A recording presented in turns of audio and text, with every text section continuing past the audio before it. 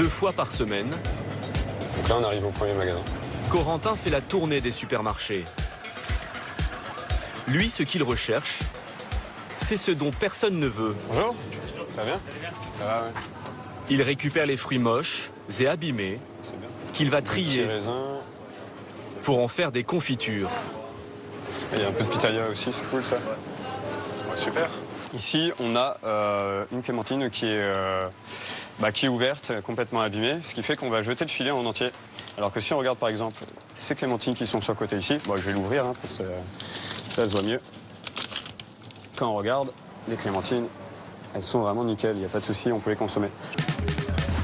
Corentin ne paie rien. Merci. Ce sont des dons des supermarchés. Et il prend tout. À la semaine prochaine. Et ça, on vous donne ça quand même. Ouais.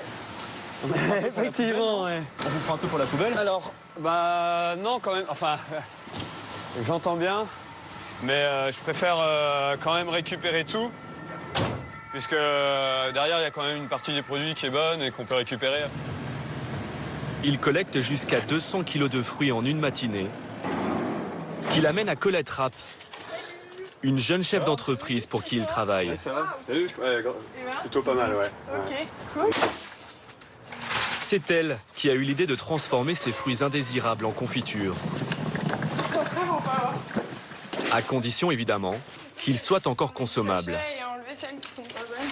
J'ai quand même sauvé une dizaine de citrons grâce à ça.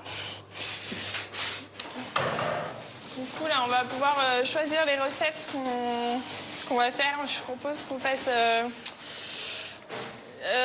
une confiture d'orange, peut-être orange pomme, avec des épices, et une confiture d'ananas. Le choix de la confiture du jour dépend de la collecte.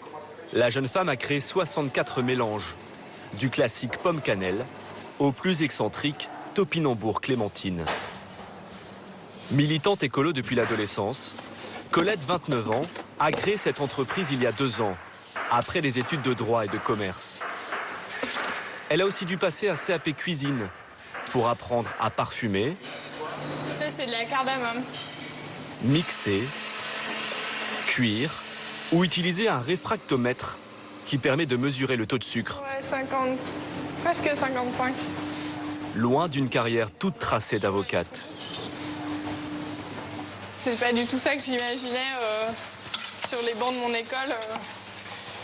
De porter des kilos de fruits, de faire vraiment du commerce et du marketing sur de la confiture. Mon rêve, c'est de pouvoir salarier une bonne petite équipe de personnes, créer vraiment une marque qui soit connue et puis avoir des clients qui aiment nos confitures et qui les mangent les matins au petit-déj. Colette a déjà embauché Samba, ancien chômeur de longue durée. Elle veut aider les personnes en difficulté, en plus de lutter contre le gaspillage. Pour l'instant, Colette écoule 600 pots de confiture par semaine à 3,90 € l'unité, dans des supermarchés ou des épiceries de quartier. Insuffisant pour dégager un bénéfice. Si elle ne gagne pas encore d'argent, pour d'autres, recycler des invendus est devenu rentable.